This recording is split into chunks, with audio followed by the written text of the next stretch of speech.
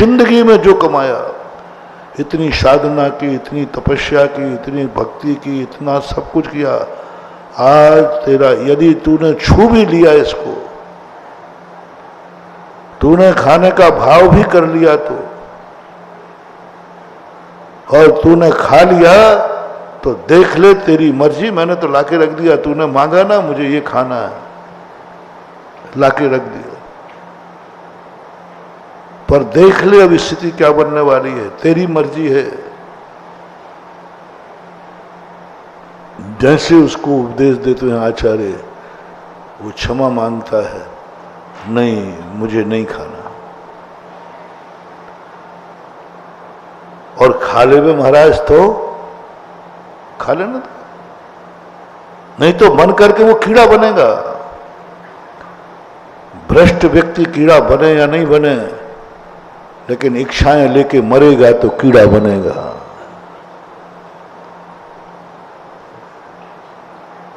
एक व्यक्ति को ऐसा बताते हैं, तरबूज होता ना तरबूज, मरने समय उसने भावना की मुझे तरबूज खाना है। तरबूज जब तक आया तब तक वो मर गया, जब तक तरबूज आया वो मर गया।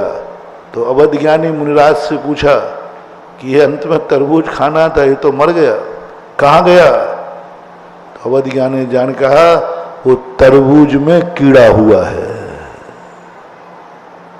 तरबूज का कीड़ा हुआ। जाओ फलाने नदी के किनारे तरबूज है, उस तरबूज के अंदर देखो फलाने रंग का कीड़ा मिलेगा। देखा तो वो कीड़ा हुआ, क्योंकि वो अंतिम इच्छा की और इच्छा करने के बाद मर गया, तो यानी इच्छा अधूरी रही, अतृप्त होके मरा, कीड़ा हुआ, तरबूज में कीड़ा हुआ। तो जो जिस चीज के संबंध में मरते समय या तो उसकी इच्छाएं पूरी कर दो, और इच्छाएं पूरी करने में समर्थ ना हो, मान लो पूरी इच्छाएं पूरी न कर पाओ, तो उसको इच्छा का त्याग करा दो, और ऐसी इच्छाएं रख दे वे जो पूरी ही नहीं की जा सकती है, तो फिर आप तैयार रहो, वो आत्मा कहीं दुर्गति में गई है। उसने जो मांगा वो मैं कर ही नहीं सकता, उसने जो कार्य करने की बात सोची मैं ये नहीं कर पाया और मर गया, तो नियम से उसकी दुर्गति हुई। नियम से मानना, कीड़ा बना होगा, देव में जाएगा तो भूत पे अंतर बनेगा, नरकों में जाएगा तो नीचे जाएगा, सब तरफ से दुर्गति बनेगी, क्योंकि वो इच्छा लेकर के मरा है। बहुत बड़ा रहस्य मान हुआ। और इच्छा लेकर मरोगे और इच्छाएं पूरी होना नहीं है, इसलिए जैन दर्शन ने एक बहुत अच्छा सूत्र निकाला। आप सब लोग अपने जीवन में विचार कर लो कि अपनी इच्छाओं को सीमित कर दो। इच्छा परिमाण व्रत। हमारी जिंदगी में बस हम इतनी इच्छाएं रखते हैं, हम इतना खाएंगे, इतना पहनेंगे, इतना कमाएंगे, इतने वर्ष तक कमाएंगे, सबकी सीमा कर दो। पहले द्रव्य की सीमा करो। मैं अपने द्रव्य में इतनी इच्छा से ज्यादा कोई इच्छा रखूंगा ही नहीं, और नियम करता हूं मरने के पहले मैं कह दूंगा अब मेरी कोई इच्छा नहीं है, मेरी कोई इच्छा नहीं है, कोई भी इच्छा नहीं, किंचित मात्र भी इच्छा नहीं। तो दूसरा प्रश्न पूछना,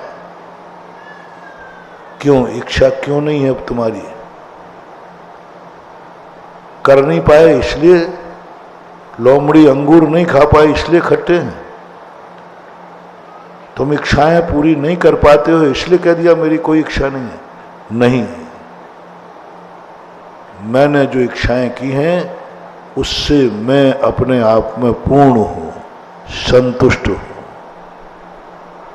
मैं पूर्ण हूं, अब मेरी कोई इच्छा नहीं, मैं सारी इच्छाएं पूरी करके मर रहा हूं, बस जाओ, हो गई उसकी समाधि।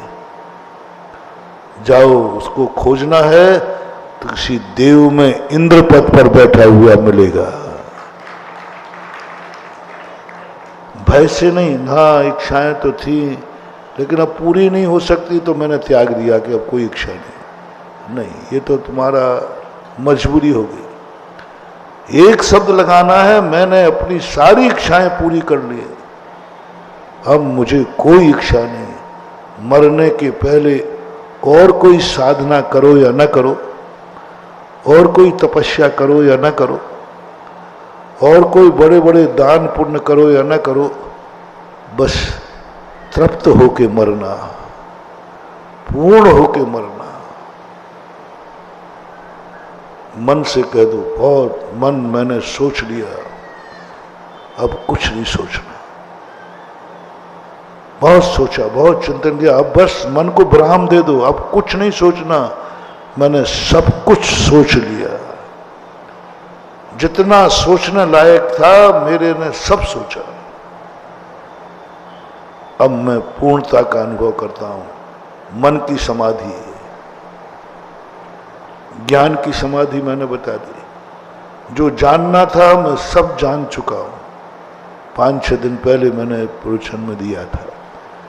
जो मुझे जानना था सब जान लिया, मुझे अब कुछ नहीं जानना, मेरा मैं जानने में पूर्ण तृप्त हो गया, सब जान लिया, जितना जानना था मैंने जान लिया।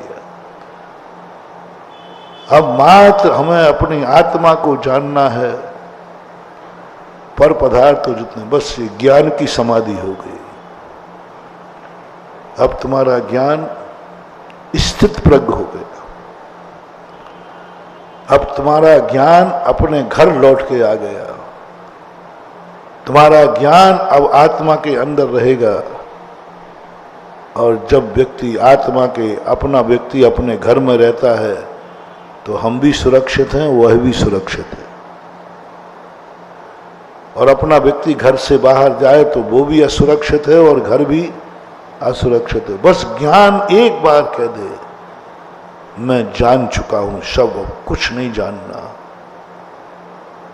सोने के पहले अभ्यास